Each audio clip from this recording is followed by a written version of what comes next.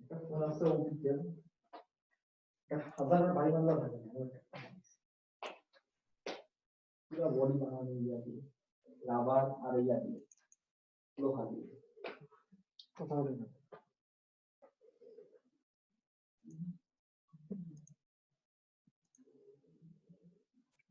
বিসমিল্লাহির রহমানির রহিম। পরম করুণাময় আল্লাহর নামে শুরু করছি।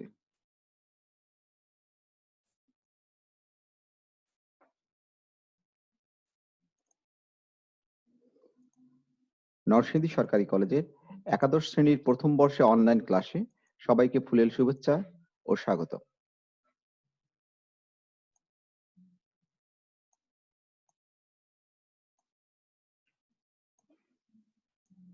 আমাদের আজকের বিষয় বাংলা প্রথম পত্র এবং আলোচ্য বিষয় সোনার তরী কবিতা পার্ট 1। পার্ট 1 দেওয়ার একটি কারণ, সেটি হলো এই আজকের ক্লাসে পুরো কবিতাটি শেষ করা সম্ভব হবে না বলে এটি দুটি ক্লাসে আমরা শেষ করব। এজন্য প্রথম আজকে হচ্ছে পার্ট 1, এরপরে যে ক্লাসটি হবে সেটি হবে পার্ট 2। তোমাদের আজকের আলোচনার সঙ্গে আছি আমি মোহাম্মদ আল মামুন কুরাইশি, সহকারী অধ্যাপক, বাংলা বিভাগ, নরসিংদী সরকারি কলেজ, নরসিংদী।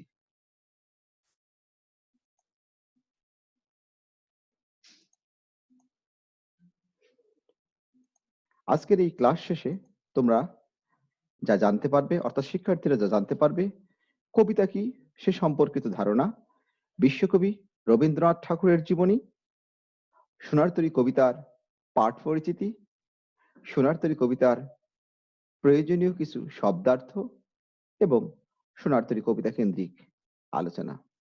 তাহলে প্রিয় শিক্ষার্থী, আমরা এখন চলে যাব আমাদের আজকের প্রথম বিষয়, কবিতা কি। যেহেতু সোনার তরী একটি কবিতা, কবিতা পড়ার আগে আমরা জানার চেষ্টা করব কবিতা কি। সে সম্পর্কে ধারণা না থাকলে আসলে কবিতা কি সেটা বোঝা খুব কঠিন। কবিতা না বুঝলে কবিতা পড়ে তেমন ধারণা অর্জিত হয় না।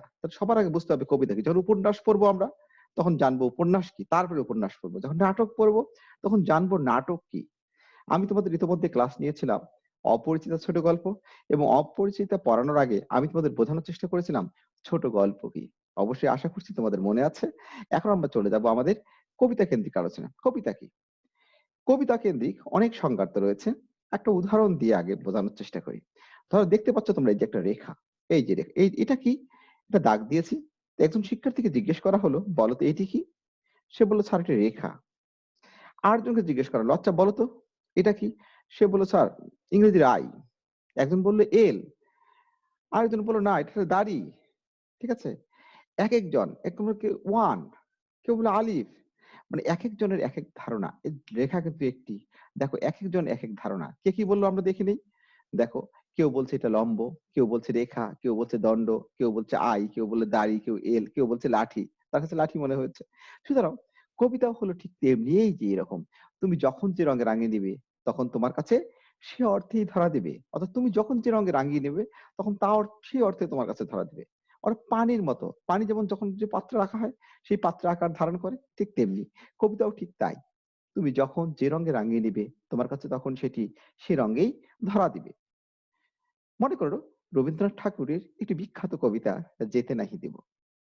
যেতে নাহি দিব হয়, তবু যেতে দিতে হয়, তবু চলে যায়। এই যে বিখ্যাত একটি লাইন। আসলে আমরা এখন যে বিভিন্ন অনুষ্ঠানে, বিদায় অনুষ্ঠান থেকে শুরু করে যে কোনো অনুষ্ঠানে, তোমাদেরও এসএসসি পর্যায়ের বিদায় হয়েছিল, তখন সে অনেক কান্নাকাটি করেছিল মনে হয়। সেই বিদায় অনুষ্ঠানে এই একই কবিতা, কোন শিক্ষকের বিদায়, যে কারো বিদায়, এই কবিতার লাইন বলা হয়, যেতে নাহি দিতে মন চায়, তবু যেতে দিতে হয়, তবু চলে যায়। কিন্তু রবীন্দ্রনাথ ঠাকুর কি কারো বিদায় উপলক্ষে বলেছিলেন এটি? না। রবীন্দ্রনাথ ঠাকুর একটি 4 বছরের শিশু বাচ্চা, আর 4 বছরের শিশু, তার বাবা বাড়িতে এসছে, তার ছুটি শেষ হয়ে গেছে, ছুটি শেষে অফিস চলে যাবে, কিন্তু 4 বছর শিশুটি তাকে জড়িয়ে ধরে বলছে, বাবাকে জড়িয়ে ধরে বলছে, যেতে আমি দেব না তোমায়। রবীন্দ্রনাথ ঠাকুর তখন মনে হলো যে এই 4 বছরের শিশুটির এই শক্তি কোথা থেকে পেল, যে যেতে আমি দেব না তোমায়, আমি তোমাকে যেতে দেব না, কোথা থেকে শক্তি? কিন্তু প্রকৃতির নিয়মে, অর্থাৎ চাকরির প্রয়োজনে তাকে চলে যেতে হয়। তখন বাবা চলে যাচ্ছেন, মন খারাপ, ট্রেনে উঠেছেন, ট্রেনের শব্দ তাকে বলছে, যেতে আমি দেব না তোমায়। আবার গাছের দিকে, ট্রেনের জানলার পাশে বসে গাছের দিকে তাকিয়ে দেখছে, শিকড় গাছকে টেনে ধরে বলছে, শিকড় গাছকে বলছে, যেতে আমি দেব না তোমায়। কিন্তু বাস্তবতা হলো কি, কোনো এক সময় অবশ্যই সেই শিকড় শুদ্ধ গাছ উপড়ে যায়, আস্তে আস্তে গাছটা অন্যদিকে চলে যায়। অর্থাৎ বাস্তবতাই হলো এক সময় সেই গাছটি মরে যায়, এক সময় সবাইকে চলে যেতে হয়, এটাই চিরন্তন। অর্থাৎ তবু যেতে দিতে হয়, তবু চলে যায়। তাহলে দেখো, রবীন্দ্রনাথ ঠাকুর যেতে নাই দিব কবিতা লিখলেন ৪ বছরের একটি বাচ্চাকে কেন্দ্র করে।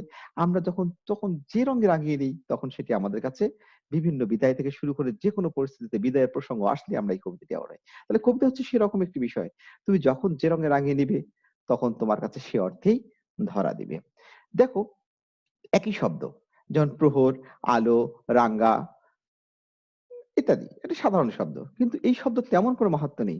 কিন্তু যখন এখানে ছন্দ আরোপিত হয় আর যখন এর মধ্যে কবিতার মাধুর্য আরোপিত করা হয়, তখন সেটি তোমার হৃদয়কে এমনভাবে রাঙিয়ে দেয়, তখন সেটি আর শব্দ থাকে না। সেই শব্দের মধ্যে কবিতার প্রসঙ্গ যখন চলে আসে, তখন কবিতার যে মাধুর্যতা যখন প্রবেশ করে, তখন তোমার হৃদয়কে রাঙিয়ে দেয় নতুন রূপে। প্রহর শেষে আলো রাঙা, সেদিন চৈত্র মাস, তোমার চোখে দেখেছিলেম আমার সর্বনাশ। দেখো, সাধারণ তোমার সর্বনাশ, চোখ, প্রহর, আলো রাঙা, এগুলো কোনো অর্থ তেমন তেমন আমাদের হৃদয়কে রাঙিয়ে দেয় না। কিন্তু যখন বলা হয় প্রহর শেষে আলোয় রাঙা, সেদিন চৈত্র মাস, তোমার চোখে দেখেছিলেম আমার সর্বনাশ, তখন মনে হয় যেন এই শব্দগুলো আমাদেরকে নতুন রূপে আমাদের হৃদয়কে রাঙিয়ে দেয় এবং মনে হয় না কবিতাটি লিখে দেই, এবং কবিতাটি মনে হয় যেন মনকে অন্যভাবে, শব্দগুলো প্রতিটি আমাদেরকে নতুন ভাবে ধরা দেয়। কবিতা ঠিক তাই। কবিতার শব্দ তখন আর শব্দ থাকে না। শব্দগুলো, কবিতা তুমি যখন যে রাঙিয়ে নিবে, রঙে রাঙিয়ে নিবে, তখন তোমার কাছে সে রঙেই ধরা দিবে। তাহলে কবিতা আমরা মোটামুটি একটু বোঝার চেষ্টা করলাম। কবিতার অনেক সংজ্ঞার্থ রয়েছে। যেমন ছোট গল্পের সংজ্ঞার্থ রয়েছে। আমরা বলছি বর্ষা যেমন কবিতায় রবীন্দ্রনাথ ঠাকুর সংজ্ঞার্থ দিয়েছেন, অনেকেই অনেক সংজ্ঞার্থ দিয়েছেন। আমরা এছাড়াও আরো অনেক সংজ্ঞার্থের কথা আলোচনা করব। অর্থাৎ রবীন্দ্রনাথ সব সংজ্ঞার্থ, অনেক সংজ্ঞার্থ রয়েছে কবিতা কেন্দ্রিক, কিন্তু আমি একটি সংজ্ঞার্থ দেওয়ার চেষ্টা করব। সেটি হলো ইংরেজি সেই ওয়ার্ডসওয়ার্থের সেই বিখ্যাত উদ্ধৃতি, spontaneous overflow of powerful feelings, অর্থাৎ অপ্রতিরোধ্য আবেগের স্বতঃস্ফূর্ত উদ্বেলনী হচ্ছে কবিতা। তাহলে আমি এখন দেখার চেষ্টা করবো যে অপ্রতিরোধ শব্দগুলো ধরে ধরে যদি আলোচনা করি, তাহলে তোমাদের কবিতা কেন্দ্রিক একটু ধারণা মোটামুটি অর্জিত হবে। ওকে, আশা করছি মনোযোগ দিয়ে তোমরা বোঝার চেষ্টা করবে। অপ্রতিরোধ্য আবেগের, দেখো, অপ্রতিরোধ্য শব্দ কি? যা প্রতিরোধ করা যায় না। অপ্রতিরোধ্য আবেগের, কিসের? অন্য কোনো কিছুর না, আবেগের। তাহলে আবেগ শব্দটি এসছে কোথা থেকে? এই যে আবেগ, আবেগ শব্দটি এসছে কোথা থেকে? বেগ থেকে। বেগ মানে কি? গতি। বেগ হচ্ছে গতি। তাহলে বেগের ইংরেজি হচ্ছে মোশন। বোঝার চেষ্টা করো, বেগের ইংরেজি কি? বেগ হচ্ছে মোশন। মোশন হচ্ছে বেগ বা গতি। আর বেগের সামনে আ লাগাই দিয়ে হচ্ছে আবেগ, আর যদি মোশনের সামনে ই বসিয়ে দাও তাহলে হচ্ছে ইমোশন। তাহলে বেগ থেকে আসে আবেগ, অর্থাৎ বেগের সংহত রূপ হচ্ছে আবেগ। বেগ মানে গতি, অর্থাৎ যার গতি নাই তার মধ্যে কখনো আবেগ আসবে না। এই যে ইট কাটস, এই টেবিল চেয়ার বলো, কি দৌড়ায়? এ কি আবেগ আছে? নেই, এ দৌড়াতে পারে না। অর্থাৎ এর মধ্যে কোনো গতি নেই। যেসব মানুষের মধ্যে কোনো গতি থাকবে না, জড়সড় হয়ে অন্ধকারে বদ্ধ কাছে যারা ঝিমায়, তাদের মধ্যে আবেগ নেই। আর আবেগ না থাকলে, সেই বেগ বা গতি না থাকলে তার মধ্যে কখনোই সংহত রূপ না হলে সেটি কখনো আবেগ হয়ে উঠবে না। তাহলে অপ্রতিরোধ্য আবেগ, যে আবেগ আমি প্রতিরোধ করতে পারে না। কোন আবেগ? স্বতঃস্ফূর্ত। অপ্রতিরোধ্য আবেগের স্বতঃস্ফূর্ত। স্বতঃস্ফূর্ত মানে কি? স এর নিচে যখন ব থাকে, আমরা বলেছি দন্ত স এর নিচে ব শব্দের অর্থ হলো কি? নিজ। আর এই স্বতঃস্ফূর্ত অর্থাৎ নিজে নিজেই স্ফূর্ত মানে কি? প্রকাশ পায়। যখন নিজে নিজেই প্রকাশিত হয়। তাহলে যে আবেগকে তুমি প্রতিরোধ করতে পারছো না, সেই আবেগ যখন নিজে নিজেই প্রকাশিত হয়। জোর করে না। জোর করে কিন্তু অনেক অনেক কিছু হয় না। জোর করে কি হয়? জোর করে সবকিছু হয় না। অনেক কিছুই হয় না। তাহলে অপ্রতিরোধ্য আবেগের, অর্থাৎ যে আবেগকে তুমি প্রতিরোধ করতে পারছো না, সে আবেগ যখন নিজে নিজেই প্রকাশ পাবে, জোর করে প্রকাশ হবে না, নিজে নিজেই প্রকাশ পাবে। যেমন তোমার হাসি, কাতুকুতু দিয়ে খুব বেশি হাসানো যায় না, কিন্তু ভিতর থেকে যদি হাসিটা আসে, হাসি আত্মার প্রতিধ্বনি। তোমরা কৃতহাস্যের হাসি উপন্যাস সম্পর্কে জানো কিনা জানি না, স্বগত ওসমানের। সেই কৃতহাস্যের হাসির মতো হাসি হচ্ছে মানুষের আত্মার প্রতিধ্বনি। তাকে জোর করে হাজার পিটালেও কখনো জোর করে হাসি আসবে না। তার অপ্রতিরোধ্য আবেগের, যে আবেগকে তুমি প্রতিরোধ করতে পারো না, অপ্রতিরোধ্য, যা প্রতিরোধ করা যায় না, সে আবেগ, এটা আবেগের কথা বলছে, অন্য কিছু না। যেমন অনেক কিছু অপ্রতিরোধ্য আছে, যেমন বন্দুকের গুলি বের হলে আর কি প্রবেশ করে না? কথা একবার বের হয়ে গেলে, বললে তো বলেই ফেললা, দ্বিতীয়বার এই কথা কি আর আর ফেরানো যায়? ছড়ি বলা যেতে পারে, মাপ চাওয়া যেতে পারে, কিন্তু সেটাকে আর কখনো ফেরানো যায় না। কিন্তু এখানে অপ্রতিরোধ্য কি? কোনো গুলিও না, কথাও না, কি? আবেগ। তাহলে অপ্রতিরোধ্য আবেগে স্বতঃস্ফূর্ত নিজে নিজে প্রকাশ পাবে, উদ্বেলন, এই উদ্বেলন শব্দটি একটা বিষয়। উদ্বেলনটা কি? অর্থাৎ যা বেলাকে অতিক্রান্ত। অব্যয়ভাব সমাস তোমরা জানো, বেলাকে অতিক্রান্ত। তাহলে এখানে কি বোঝানো হচ্ছে? অর্থাৎ বেলাকে অতিক্রান্ত বলতে কি বোঝানো হয়েছে? অর্থাৎ এই বেলা কি সময়? না, এটা হচ্ছে বালুকাময় তট। তোমরা যারা সমুদ্র সৈকতে কখনো গেছো, যারা সমুদ্রে গেছো তারা সৈকত দেখেছো। বাংলাদেশের একটি অন্যতম সমুদ্র সৈকত, বিশ্বের দীর্ঘতম সমুদ্র সৈকত কি বাংলাদেশের কক্সবাজার, তোমরা জানো। এই যারা যাওনি ভালো কথা, তোমরা টিভি তো দেখো, গান দেখো বা নাচ দেখো, অধিকাংশ সময় দেখবা নায়ক নায়িকারা কোথায় বেশি নাচানাচি করে বা গান গায়, সেটি তোমরা তাকে দেখলেই বুঝবে সাধারণত সমুদ্র সৈকতে বা সমুদ্র তীরে তারা নাচানাচি করে। কারণ কি বলতো? কারণ হলো সেখানে যদি মাটি থাকতো তাহলে অনেকেরই কোমর ভেঙে যেত। বাস্তবতা হলো সেখানে মাটি নেই, কি আছে? বালু আছে। এই বালু যে উদ্বেলন, বেলাকে অতিক্রান্ত, মানে বালুকাময় তটকে অতিক্রান্ত করে। তাহলে এখানে বালুকাময় তটের প্রসঙ্গ কেন আসলো? অপ্রতিরোধ্য আবেগ, যে আবেগকে তুমি প্রতিরোধ করতে পারছো না, কোনো একটি জিনিস দেখে তোমার ভেতরে একটি আবেগ জন্মগ্রহণ করলো, সে আবেগকে যখন স্বতঃস্ফূর্ত মানে নিজে নিজেই সেটা প্রকাশ পেল এবং হৃদয়ের বেলাভূমি, অর্থাৎ এই হৃদয়ের বেলাভূমি থেকে পার হয়ে কি হলো? কাগজে কলমে লিখিত হয়ে গেল। কেন উদ্বেলন শব্দটি আরেকটু ক্লিয়ার হয়ে যাও। বেলা হচ্ছে বেলাভূমি। দেখো সাগর তীরে তুমি যদি দাঁড়িয়ে থাকো দেখবে বালুকাময় তট, অনেকেই দাঁড়িয়ে আছে, সবাই দাঁড়িয়ে থাকে সকাল থেকে সন্ধ্যা রাত গভীর রাত পর্যন্ত। একটার পর একটা প্রকৃতির আপন নিয়মে ঢেউ আসে, ঢেউ এসে তোমাকে ছুঁয়ে দিয়ে আবার চলে যায়। বোঝার চেষ্টা করো, যখন ঢেউটি আসলো তোমাকে ছুঁয়ে দিয়ে আবার চলে গেল। অর্থাৎ প্রকৃতির আপন নিয়মে, কেউ জোর করে ওই ঢেউগুলোকে পাঠাচ্ছে না, কিন্তু ঢেউগুলো প্রকৃতির আপন নিয়মে আসছে আবার আপন নিয়মে চলে যাচ্ছে। যখনই ঢেউটি চলে আসলো, যে ঢেউটি তোমাকে ছুঁয়ে দিল, ওই মুহূর্তে ওই পানিটিকে তুমি যদি ধরো, ওটা ধরো, ওই মুহূর্তের ওই পানিটুকু, ঢেউয়ের যে পানিগুলো আছে তা ধরতে হবে। তখনই যদি ধরে রাখো তাহলে থাকবে, আদারওয়াইজ ওই পানি যদি একবার সাগরের সঙ্গে মিশে যায়, আবার ওই পানি তুমি আর কখনোই খুঁজে পাবে না, কারণ সাগরের সঙ্গে মিশে গেলে অন্য একটি ঢেউ আসবে, অন্য পানি পাবে। কবিতাও ঠিক তেমনি।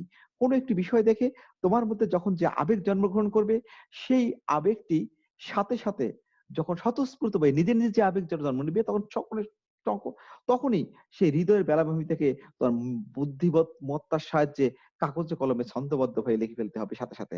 না লিখলে যে আজকে মনে হলো না, আজ থাক, আজকে মনে হলো কালকে আবার চিন্তা ভাবনা করে লিখবো, তা কখনোই হবে না। এটা কখনোই, যেমন তোমার একটা কোনো বিষয় থেকে হাসি আসলো, তুমি যে হাসিটা মনে না আজকে হাসলাম না, কালকে বা পরশুদিন আবার হাসবো, পরে হেসে নেবো, সেটা কি সম্ভব হবে? ওই হাসি কি আর আসবে? কখনোই আসবে না। ঠিক কবিতাও ঠিক তেমনি।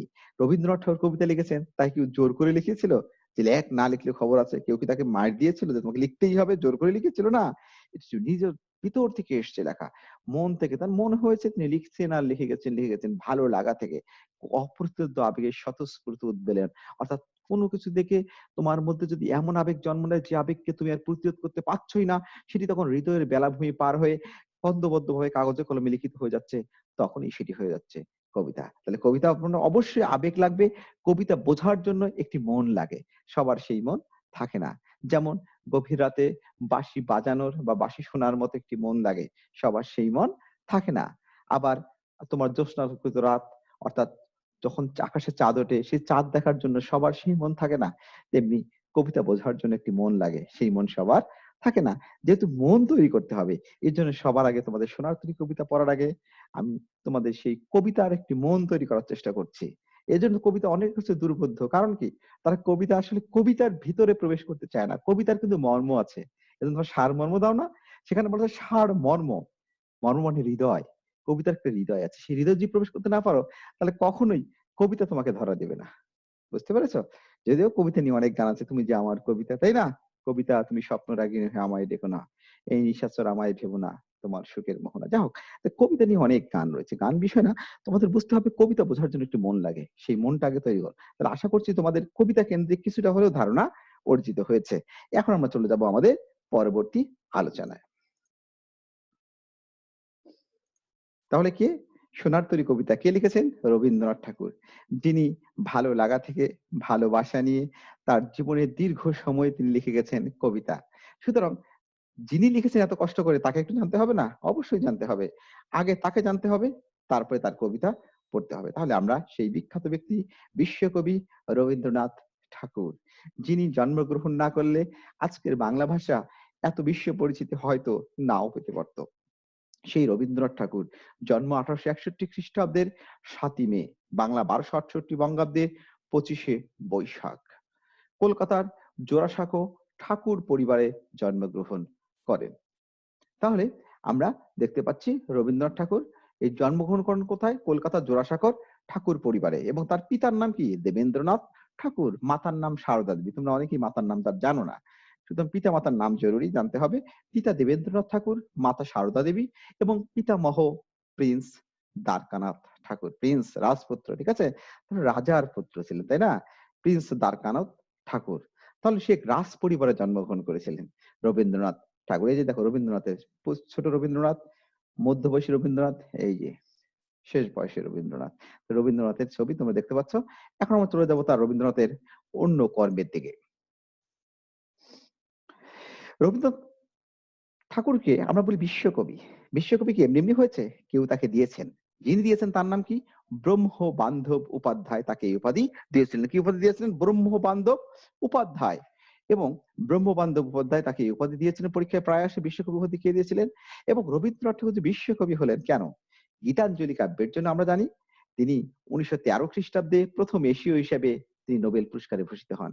যদিও গীতাঞ্জলি 13 খ্রিস্টাব্দ 1913 খ্রিস্টাব্দে তিনি এশীয়দের মধ্যে প্রথম নোবেল পুরস্কারে ভূষিত হন, কিন্তু এই গীতাঞ্জলি কাব্যটি প্রকাশ হয় 1910 সালে এবং এটি ইংরেজিতে অনুবাদ করা হয় 1912 খ্রিস্টাব্দে। কি? W.B. Yeats, William Butler Yeats এটি অনুবাদ করেন। তার ইংরেজি অনুবাদ কি? Song of herrings. মনে রাখবা প্রতিটি শব্দই গুরুত্বপূর্ণ, তোমাদের এখান থেকে যে কোনো প্রশ্ন আসতে পারে। যেটি ইংরেজিতে কে অনুবাদ করেছেন? W.B. ইয়েটস। তারপরে কত সালে তিনি নোবেল পুরস্কার পান? 13 খ্রিস্টাব্দে এশীয়দের মধ্যে প্রথম হিসেবে নোবেল পুরস্কার পান রবীন্দ্রনাথ ঠাকুর। কোন কাব্যের জন্য? গীতাঞ্জলি। গীতাঞ্জলি বানানটা দেখবো অঞ্জলি বানানোর সইকার, সেই গীতাঞ্জলি বানানোর সইকার, শ্রদ্ধাঞ্জলি, গীতাঞ্জলি, এই জাতীয় ভুলে আমরা অনেক কিছু করে থাকি। আমরা এই ভুলগুলো করব না। তাহলে আমরা এখন জানার চেষ্টা করব এর পরবর্তী বিষয়। তার সাহিত্য সাধনার একটি বৃহৎ কাল বাংলা সাহিত্যে রবীন্দ্র যুগ নামে পরিচিত। অর্থাৎ ওই সময়ে রবীন্দ্রনাথের সময়টাই মূলত রবীন্দ্র যুগ নামে পরিচিত। ওই সময় এমন তিনি আলো নিয়ে জন্মগ্রহণ করেছিলেন, অর্থাৎ তার আলোয় আর কেউ ওই সময়ে আর ততটা প্রভাব বিস্তার করতে পারেননি। ফলে ওই সময়টা পুরো যুগটাই যা হয়েছে তাকে কেন্দ্র করে আবর্তিত হয়েছে এবং ওই যুগটার নাম কি? রবীন্দ্র যুগ। তার কবিতার বিষয়গুলো কি? মানব ধর্মের জয় ও সৌন্দর্য তৃষ্ণা, রোমান্টিক এই কবির কবিতার মূল সুর। আমরা জানি তার ছোট গল্প যখন পরিচিত আমরা বলছি প্রকৃতি ও মানুষ তার ছোট গল্পের মূল বিষয়। আর এখানে জিনিসগুলো হচ্ছে মানব ধর্মের জয়, এখানে মানুষের কথা প্রসঙ্গ রয়েছে, ও সৌন্দর্য তৃষ্ণা। এই রোমান্টিক কবি হিসেবে তিনি কিন্তু রোমান্টিক, কারণ এই তার রোমান্টিকতা সেই তিনি তিনি তিনি প্রাতিষ্ঠানিক পড়ালেখা সেভাবে না করলেও তিনি কিন্তু বিশ্বের সকল বিখ্যাত গ্রন্থ সব পড়ে শেষ করে দিয়েছিলেন এবং ইংরেজি সাহিত্য সম্পর্কে তার অগাধ পাণ্ডিত্য অর্জিত হয় এবং পড়ালেখা করেন।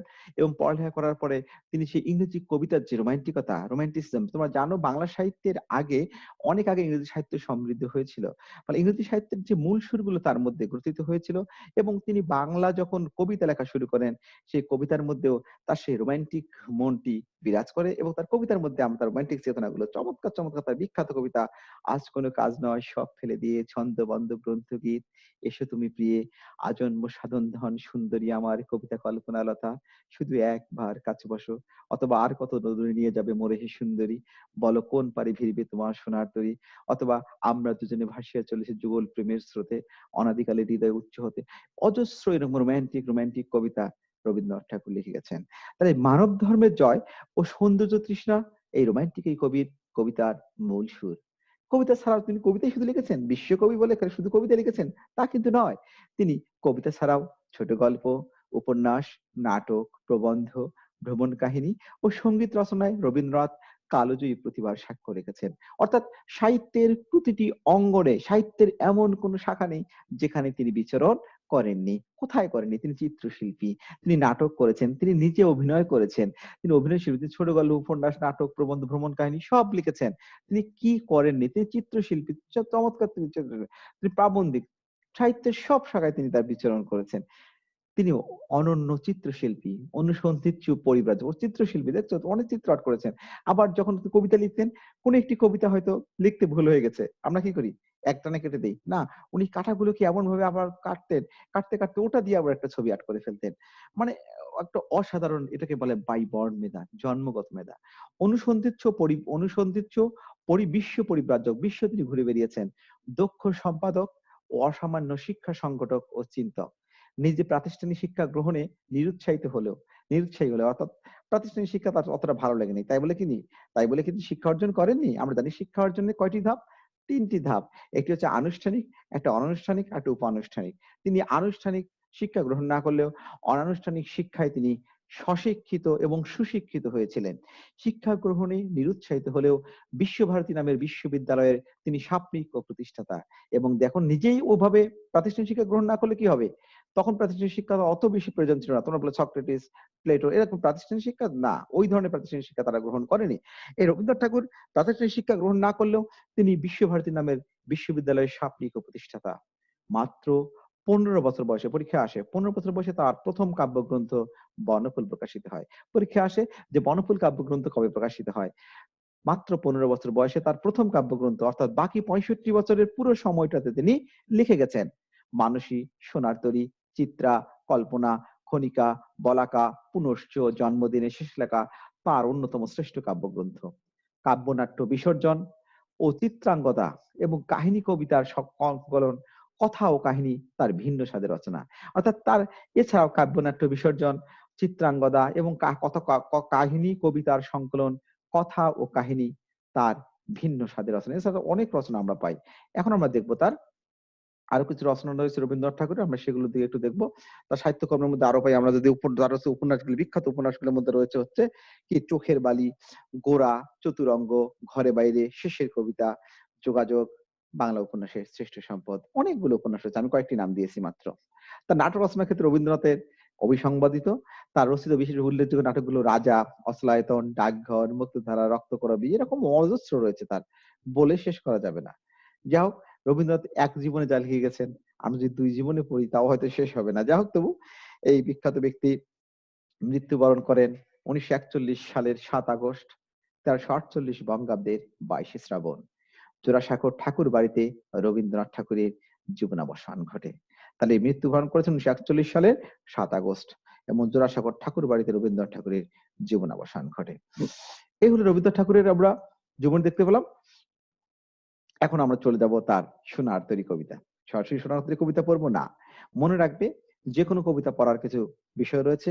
প্রথমত কবিতা কেন্দ্রিক ধারণা তো হলো, তারপরে আমরা প্রথমত পড়বো লেখক পরিচিতি, তারপরে আমরা শব্দার্থ কিছুটা জানবো, তারপরে পাঠ পরিচিতি। এবার জানার পরে আমরা শেষ করবো লেখক পরিচিতি, পাঠ পরিচিতি, শব্দার্থ এইভাবে জানতে হবে। তাহলে আমরা শব্দার্থ দিকে দিলে গর্জে মানে গর্জন করে, গর্জে থেকে হচ্ছে গর্জন করে অর্থে কবিতার মধ্যে। ভাড়া ভাড়া মানে ভাড়া অর্থ ধান রাখার পাত্র, যেখানে ধান রাখা হয় এরকম পাত্রের সমষ্টি বোঝাতে এখানে ব্যবহৃত হয়েছে ভাড়া ভাড়া, অর্থাৎ ধান রাখার পাত্র যেখানে ধানগুলো সাজিয়ে রাখা হয়েছে। আবার খুরো ধারা মানে হচ্ছে খুরের মতো ধারালো যে স্রোত, তাকে বলা হচ্ছে কি খুরো ধারা, খুরের মতো ধারালো যে স্রোত প্রবাহ বা স্রোত হচ্ছে খুর ধারা।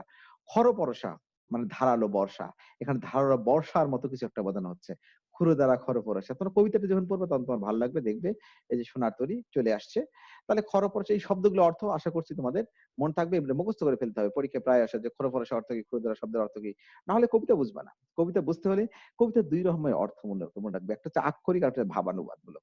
তাহলে অনুবাদ 2 প্রকার, একটা হচ্ছে আক্ষরিক, একটা হচ্ছে ভাবানুবাদ। আক্ষরিক তোমার আগে অর্থগুলো বুঝতে হবে, তারপর ভাবের দিকে যাবে, তাই না? তাহলে এই অর্থগুলো বোঝার জন্য, কবিতা বোঝার জন্য অর্থগুলো জানতে হবে, এই জন্য আমরা আগে কবিতাগুলো দিয়ে গেছি। তাহলে আর এখানে আমি, রবীন্দ্রনাথ ঠাকুর তার কবিতাটি যে আমরা যখন পড়বো সেখানে আমি শব্দটি এসছে, এখানে আমি হচ্ছে সাধারণ অর্থে কৃষক। সাধারণ অর্থে কি এখানে কৃষক। তোমাদের এই কবিতাটির প্রতীকী একটি কবিতা মনে রাখবা, প্রতীকী অর্থে শিল্প স্রষ্টা বা কবি, এই জিনিসগুলো মনে রাখতে হবে, তাহলে কবিতা বুঝতে সুবিধা হবে। আমি আজকে বলছি তোমাদের, আবার যেদিন কবিতা তোমাদের পড়াবো সেদিনও তোমাদের এই কবিতার কেন্দ্রে কিছুটা হয়তো আলোচনা করার চেষ্টা করবো। সাধারণ অর্থে কৃষক এবং প্রতীকী অর্থে শিল্প স্রষ্টা কবি। আমি একেলা, কৃষক কিংবা শিল্পস্রষ্টা কবির নিঃসঙ্গ অবস্থাকে বলা হচ্ছে আমি একেলা। মানুষ মূলত একা। এই একা কবির একটি ভাব এখানে ফুটে উঠেছে। আমরা মৃত্যু চেতনামূলক এখানে এটাও একটি কবিতা। এবং কৃষক বা শিল্পস্রষ্টা কবির নিঃসঙ্গ অবস্থা বলতে আমি একেলা। চারিদিকে বাঁকা জল করিছে খেলা, কবিতায় রয়েছে এগুলো। ধান ক্ষেতটি অর্থাৎ চারিদিকে বাঁকা জলে খেলা করছে মানে কি, ধরো একটা চারদিকে বাঁকা জল অর্থাৎ দ্বীপের মতো। ধান ক্ষেতটি ছোট দ্বীপের আঙ্গিকে চিত্রিত, সেখানে ধান ক্ষেত দ্বীপের মধ্যে ধান ক্ষেত হয়েছে। তার চারপাশে তাহলে কি থাকবে? দ্বীপ কাকে বলে? চারিদিকে জল দ্বারা বেষ্টিত স্থল বাকে আমরা দ্বীপ বলি। তার পাশে ঘূর্ণায়মান স্রোতের উদ্দামতা, নদীর বাঁকা জলস্রোতে বেষ্টিত ছোট ক্ষেত্রকুর আশু বিলীয়মান হওয়ার ইঙ্গিত রয়েছে এই অংশে। অর্থাৎ যে পরিমাণ সেন্ট মার্টিন দ্বীপের কথা ভাবো, আমরা সবসময় ভয়ে থাকি যে কোনো মুহূর্তে এটা হয়তো সাগরে বিলীন হয়ে যেতে পারে, তাই না? অর্থাৎ চারিদিকে পানি থই থই করছে, যে কোনো মুহূর্তে এটা কি হতে পারে? এটা বিলীয়মান হয়ে যেতে পারে। বাঁকা জল এখানে অনন্ত কালো স্রোতের প্রতীক, অর্থাৎ অনন্ত যে কালো স্রোত, সময় স্রোত চলছে তার প্রতীক এখানে। এরপর হচ্ছে তরু ছায়া মসি মাখা। তরু মানে কি? গাছ, তাই না? তরু মানে গাছ, গাছের ছায়া। মসি মানে কি? অসির চেয়ে মসি বড়, তাই না? মসি বলতে এখানে, যদি মসি মানে আমরা জানি কলম বা মসি, অসির চেয়ে তরবারির চেয়ে কলমের মর্যাদা বেশি। এখানে মসি বলতে কালো, ওপারে মেঘে ঢাকা গ্রামটি যেন গাছের ছায় কালো রঙে মাখানো। এখানে মসি সেই কালো অর্থে কালো। তরু ছায়া মসি মাখা, তাহলে কি হচ্ছে অর্থটি? ওপারের মেঘে ঢাকা গ্রামটি যেন গাছের ছায়ার কালো রঙে মাখানো। তাহলে তোমরা এরপরে কবিতা আছে গান গেয়ে তরিবে কে আসে পারে। তাহলে কবিতার মধ্যে দেখবা যে খুঁড়ের মতো ধারালো জলস্রোতে গান গাইতে গাইতে যে মাঝি পাড়ের দিকে এগিয়ে আসছে। আমরা কবিতাটি যখন পড়বো তখন দেখবো যে এইরকম একটি চিত্র কল্পনা করো, যে দ্বীপের মধ্যে ধান সে কৃষক ফলিয়েছে, কৃষক ফেলে বসে আছে, অপেক্ষা করছে কখন একটি নৌকা আসবে তার ধানগুলো নিয়ে যাবে, সঙ্গে তাকেও নিয়ে যাবে এই আশা করে, কিন্তু আলটিমেটলি আমরা শেষে দেখবো হয়তো তাকে নিয়ে যায় না, সে একা একা আছে, অপেক্ষা করছে। এক সময় দেখা যায় এই যে চারিদিকে বাঁকা জল করছে খেলা করছে, এটাকে পার করে খুঁড়ের ধারার মতো জলস্রোতে গান গাইতে গাইতে এক মাঝি তার দিকে এগিয়ে আসছে। রবীন্দ্র ভাবনায় সে নির্মোহ মহাকালের প্রতীক। মহাকাল যেমন নির্মোহ, সময় যেহেতু নির্মম, time is the best healer, time is the best killer. সময় সবকিছুকে হত্যা করে, সময় সবকিছুকে ধ্বংস করে দেয়। সেই রবীন্দ্র ভাবনায় সে নির্মোহ, সেই মহাকালের প্রতীক, সে মাঝি এগিয়ে আসছে। তাহলে কোনো দিকে নাহি চায়, মহাকালের প্রতীক এই মাঝি নিরাসক্ত বলে তার সুনির্দিষ্ট দৃষ্টিপাত নেই, সে কোনো দিকে যাচ্ছে না। মাঝি বারবার কৃষক তাকে ডাকছে, আসো আসো ভাই একটু এদিকে এসে আমার আমার ফসলগুলো নিয়ে যাও, কিন্তু না, এদিকে তাকাচ্ছে না। তবুও হয়তো শেষ পর্যন্ত চলে আসবে ডাকাডাকিতে এক সময়। তারপরে তাকে দেখে দেখে যেন মনে হয় চিনি হুয়ারে। এই যে আগন্তুক মাঝি কৃষক বা শিল্প স্রষ্টা, কবির হয়তো চেনা। এই আগন্তুক মাঝি যে আসছে, কৃষক তাকে দেখে চেনা চেনা লাগছে। কেননা চেনা মনে হলেও কৃষক বা শিল্প স্রষ্টা কবির সংশয় থেকেই যাচ্ছে যে আসলে চেনা দেখে যেন মনে হয় চিনি, মনে হচ্ছে কিন্তু বাস্তব একদম কনফার্ম করে নিশ্চিত করে বলা যাচ্ছে না যে 100% আমি তোমাকে চিনি, তা কিন্তু বলা হচ্ছে না। তাহলে এরকম একটি পর্যায়ে আমরা আরো কিছু শব্দার্থের দিকে এখন এগিয়ে যাব, দেখবো। তোমরা এগুলো মনোযোগ দিয়ে শুনবা। আসলে এই যে দেখো চারিদিকে বাঁকা জল, এই যে একটা দ্বীপ, এখানে কি হচ্ছে, এই ছবিটা মোটামুটি ভালো অন্য দেশে, চারিদিকে বাঁকা জল খেলতে খেলতে, ঠিক আছে, কি যেন আসে, এসে এগুলো এসে নিয়ে যায়, ঠিক আছে। দেখো এরপর ডাকছে, ওগো তুমি কোথা যাও কোন বিদেশে, নির্বিকার মাঝির দৃষ্টি আকর্ষণের জন্য কৃষক বা কবির চেষ্টা। বিদেশ এখানে চিরায়ত শিল্প লোকের প্রতীক হিসেবে ব্যবহৃত হয়েছে। আসলে ওগো, ওগো শব্দটি দেখো কত চমৎকার একটি শব্দ না? ওগো, হ্যাঁ গো, শুনছো গো, কখন বলা হয় সাধারণত? কাকে বলা হয়? খুব কাছের মানুষকে। বিশেষ করে আমরা জানি বিয়ের পরবর্তী সময়ে, অর্থাৎ সন্তান হওয়ার আগ পর্যন্ত সরাসরি কোনো নাম ধরে ডাকা হয় না বলেই, নাম না ডাকা হয় বলে এই সম্বোধনগুলো করা হয়, হ্যাঁ গো, ও গো, শুনছো গো। তারপরে যখন হয়ে যায় তখন অমুকের বাপ তমুকের বাপ, তাই না? যা হোক সেটি পরের বিষয়। এখানে ওগো শব্দটি মূলত বলা হয়েছে কোন অর্থে? মূলত সে আরো কাছের মানুষ হিসেবে, অর্থাৎ তাকে একটু দৃষ্টি আকর্ষণ করার জন্য তাকে সম্বোধন করা হয়েছে, ওগো তুমি কোথা যাও কোন বিদেশে, নির্বিকার মাঝে দৃষ্টি আকর্ষণের জন্য কৃষক বা কবির এই চেষ্টা। বিদেশে এখানে চিরায়ত শিল্পলোকের প্রতীক হিসেবে ব্যবহৃত হয়েছে। বারেক ভিড়াও তরি কুলিতে, বারেক বার যোগ এক মানে একবার, ঠিক আছে, একবার ভিড়াও তরি কুলিতে এসে বলছে চিরায়ত শিল্পলোকে ঠাঁই পাওয়ার জন্য কৃষক রূপী কবির বেকুল অনুনয় এখানে প্রকাশিত হয়েছে, মানে আবেদন যে একবার শুধু এখানে এসে, তো এই যে নৌকাকে বলছে, নৌকা আসতেছে না, বলছে ভাই একবার আসো, এসে কি করো, আমাকে একবার এসে এখানে নৌকাটা ফিরাও, আমার সোনার ধান আর আছে আর নাই, আমার সোনার ধান, কৃষকের শ্রেষ্ঠ ফসল। সোনার ধান বলতে কি আমরা জানি সোনা হচ্ছে সবচেয়ে দামি, তাই না? আর কৃষকের কাছে সারা জীবনে কষ্টের ফসল, কষ্ট করে ফলানো ফসল, এখানে মূলত তার কর্ম, অর্থাৎ একজন ব্যক্তির শিল্পকর্মকে বোঝানো হয়েছে। শুধু শিল্পকর্ম না, যে কোনো ব্যক্তির যে কোনো শ্রেষ্ঠ কর্ম, অর্থাৎ শ্রেষ্ঠ ফসল ব্যঞ্জনার্থে শিল্পস্রষ্টা কবি সৃষ্টি সম্ভার। শুধু কবি না, যে কারো কষ্টের ফসল মূলত এই সোনার ধানকে বোঝানো হয়েছে। অর্থাৎ কষ্টের ফলে শ্রেষ্ঠ ফসল তার জীবনে, সেটা হচ্ছে আমার সোনার ধান। আর আছে? আর নাই, দিয়েছি ভরে। ছোট জমিতে উৎপন্ন ফসলের সবটাই, অর্থাৎ কবি সমগ্র সৃষ্টি তুলে দেওয়া হয়েছে মহাকালের স্রোতে ভেসে আসা সোনার তরীরূপী চিরায়ত শিল্পলোকে। অর্থাৎ এই যে এই নৌকার মধ্যে আসলো, এই নৌকার মধ্যে ধানগুলো কাটা ছিল, এই নৌকার মধ্যে যতগুলো ধান সবগুলো উঠিয়ে দেওয়া আছে। বলছে আবার খুঁজে দেখছে, সব তো দেয়া শেষ। এখন বলছে আর আছে? তাকিয়ে দেখে না, ও আর তো নেই। আর আছে? আর নাই, দিয়েছি ভরে। না, সব দেয়া হয়েছে। এখন কি হলো? কিভাবে দিয়েছে? থরে ভিতরে স্তরে স্তরে সাজিয়ে দিয়েছে। চমৎকার করে নৌকা দিয়ে ভরে গেছে। মাঝে মাঝে কিছু ট্রাক দেখো না, এমন ভাবে মালামাল নেয়, মনে হয় যে ট্রাকের মধ্যে আর তিল ধারণের ঠাঁই নেই। মানে ট্রাকটা মনে হয় যেন পড়ে যাচ্ছে, এরকম মালামাল ভরে দেয়। ঠিক তেমনি নৌকাটাই একবারে এমন ভাবে ভরে দেওয়া হয়েছে, আর জায়গা নেই। থরে ভিতরে স্তরে স্তরে শুনবি, থরে ভিতরে শব্দ অর্থ কি? স্তরে স্তরে সুবিন্যস্ত করে, সুন্দর করে বিন্যস্ত করে সাজিয়ে দেওয়া হয়েছে। আর জায়গা নেই, শুধু কোন রকম একদম চালানোর মাঝি তো আছেন, আর কেউ নেই ওখানে বসার জায়গায়। এখন কবি কৃষক বলছেন, শিল্প স্রষ্টা কবি বলতেন, ওকে, সব তো দেয়া হয়ে গেছে, এখন আমাকে দাও। এখন আমারে লহ করুণা করে। ফসল বা সৃষ্টি সম্ভার তুলে দেওয়া হয়েছে নৌকায়। এখন ফসল বা সৃষ্টির স্রষ্টা, এই শিল্প স্রষ্টা কবি, বা যিনি শিল্পী স্রষ্টা, যিনি তৈরি করেছেন, যে এই কৃষক স্থান পেতে চায় মহাকালের নৌকায়, সময়ের নৌকায়। কিন্তু মহাকাল কি তাকে গ্রহণ করবে? আদৌ গ্রহণ করবে? করবে কিনা আমরা এর পরবর্তী অংশে দেখতে পাবো। তখন বলছে যে, তিনি বলছেন যে, কিন্তু বাস্তবে হলো আসলে গ্রহণ করে না। মহাকাল কি করে? দেখো, ঠাঁই নাই ঠাঁই নাই ছোট সে তরি, আমারই সোনার ধানে গিয়েছে ভরি। ঠিক আছে, পরের লাইনটা নেই, আমি তোমাদের বললাম, সোনার তরিতে মহৎ সৃষ্টির স্থান সংকলন হয় কেবল। সোনার তরিতে কিসের স্থান সংকলন হয়? সোনার তরিতে শুধু মহৎ সৃষ্টির স্থান সংকলন হয় কেবল। ব্যক্তি সত্তা ও তার শারীরিক অস্তিত্বকে নিশ্চিত ভাবে হতে হয় মহাকালের নিষ্ঠুর কালগ্রাসের শিকার। অর্থাৎ তরিতে বা মহাকাল মানুষকে কখনো গ্রহণ করে না, শুধু তার কর্মকে গ্রহণ করে। এই যে রবীন্দ্রনাথ ঠাকুর জীবনে ৮০টি বছরের মধ্যে ৬৫ বছর ধরে, বা ধরো ৭০ বছর ধরে তিনি আজীবন তিনি লিখে গেছেন, কিন্তু মহাকাল তার কর্মকে গ্রহণ করেছে। তার সোনার কবিতা পড়েছি, কিন্তু রবীন্দ্রনাথ ঠাকুরকে আমরা কি গ্রহণ করেছি? না, তাকে আমরা তার জোড়াসাঁকোর সেই ঠাকুর বাড়িতে, সেখানেই তাকে সমাহিত করা হয়েছে। তাহলে মহাকাল কখনো মানুষকে গ্রহণ করে না, মানুষের কর্মকে গ্রহণ করে। সেটাই বলা হচ্ছে যে ঠাঁই নেই, সেই সেই নৌকাতে কৃষকের আর স্থান হয় না। যখন বলে এখন আমার লৌহ করুণা করে, তখন দেখার জায়গা নেই, তো কিভাবে নিবে? কারণ তার সৃষ্টি দিয়ে সব ভরে গেছে।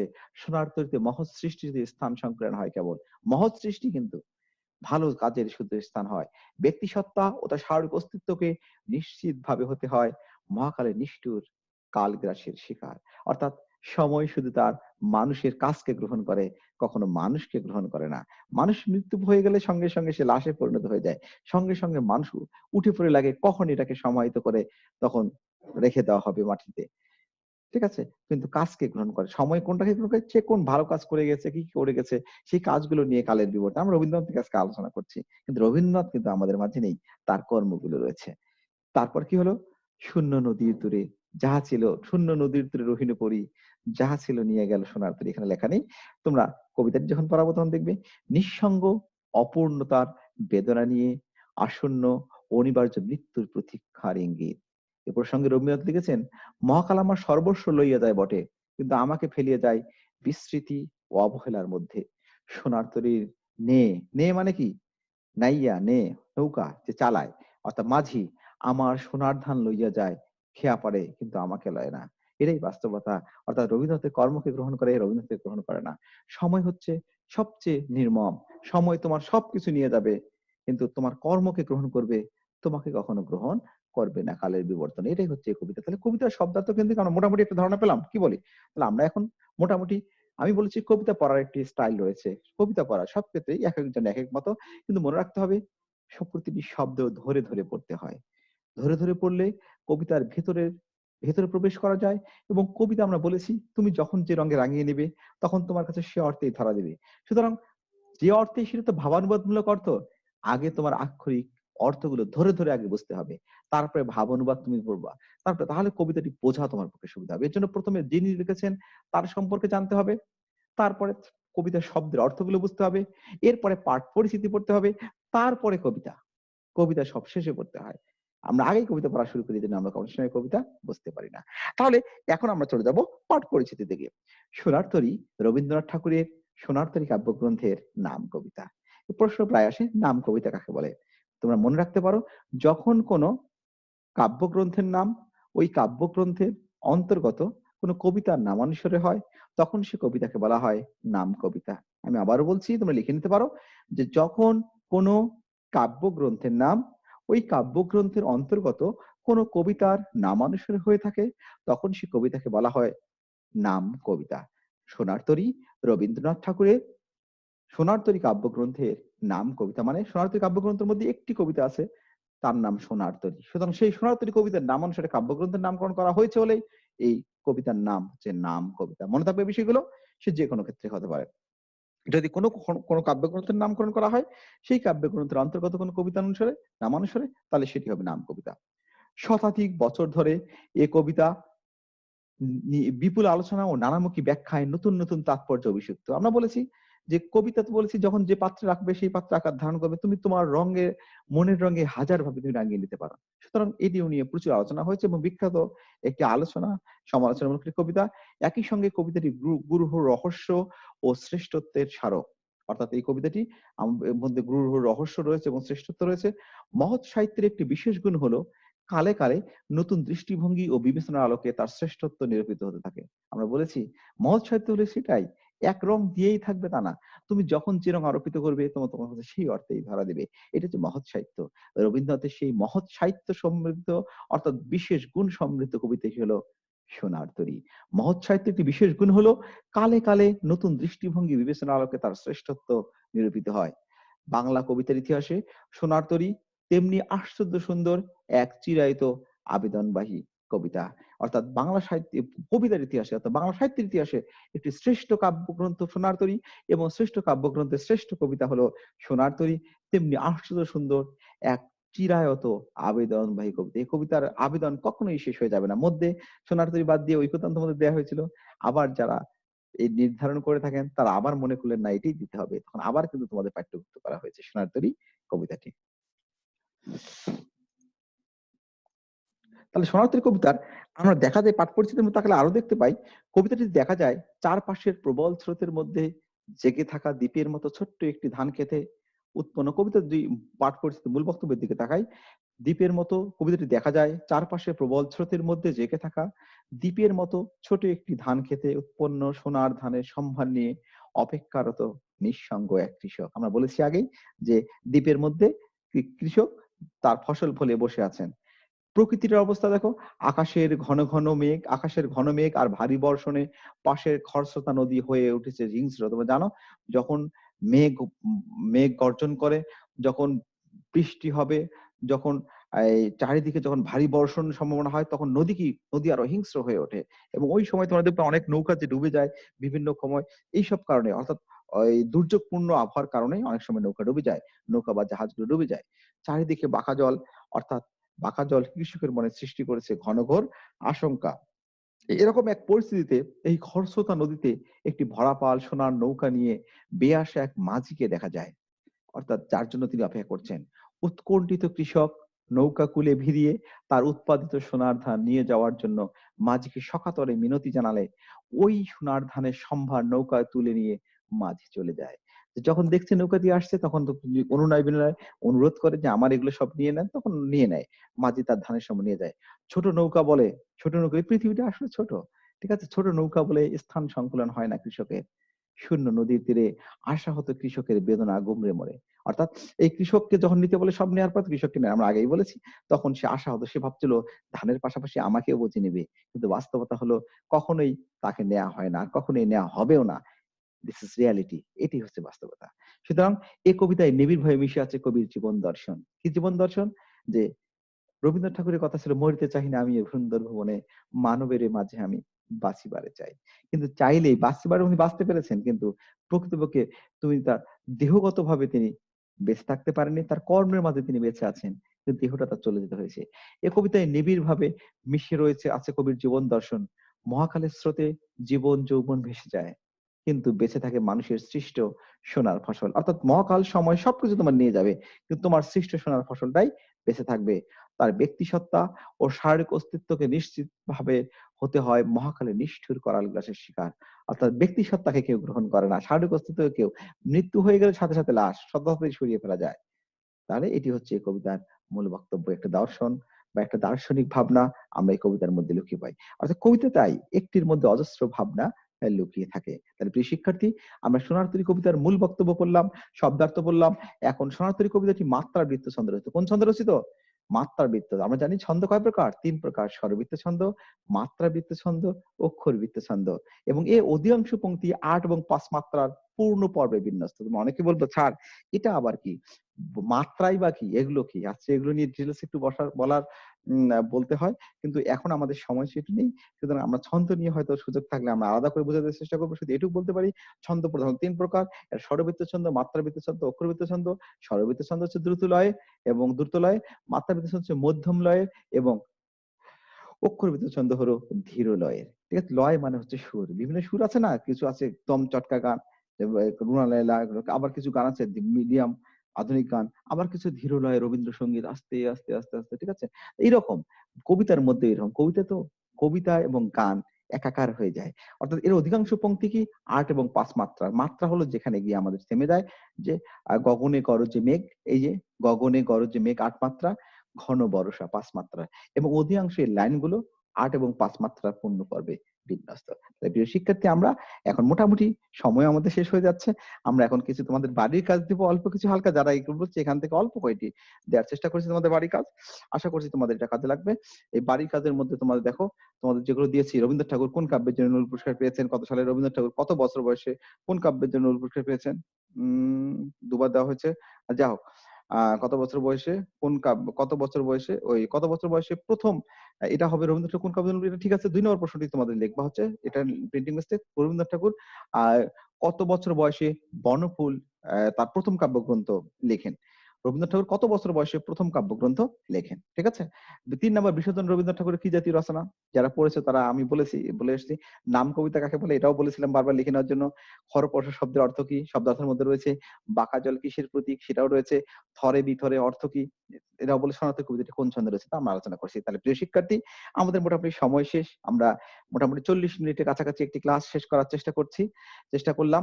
তোমরা যারা মনোযোগ দিয়ে ক্লাসটি শুনেছো, আবার বারবার যারা টেনে টেনে শুনবে, আশা করছি এটি তোমাদের কিছুটা হলেও উপকার দেবে। আমরা পার্ট 2 ক্লাসের মধ্যে আবার কবিতাটি ধরে ধরে আলোচনা করে আমরা তোমাদের সৃজনশীল অংশ রয়েছে, তোমাদের কিছু বইয়ের পেছনে দেওয়া কিছু কুইজ রয়েছে, সেগুলো নিয়ে আমরা আলোচনা করব পরবর্তী ক্লাসটাতে। সে নাগাদ সবাই ভালো থাকবে। তোমরা জানো আমরা একটা কি দুর্যোগময় সময় আমরা অতিবাহিত করছি। আমরা এই সময়টাতে আমরা সবাই করোনা বিধি মেনে চলি, সুস্থ সুন্দর আমরা জীবন গড়ি। সবার প্রতিটি মুহূর্ত ভালো কাটুক, সবার জন্য নিরন্তর শুভকামনা। ধন্যবাদ সবাইকে।